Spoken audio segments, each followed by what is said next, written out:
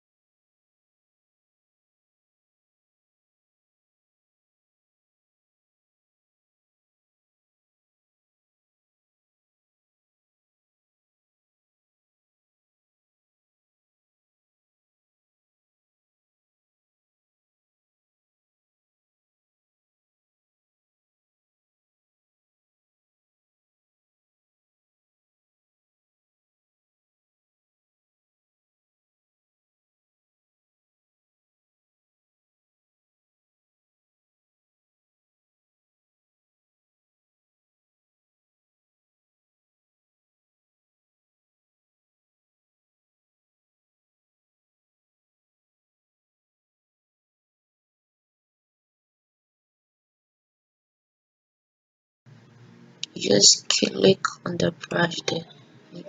This is it. Okay,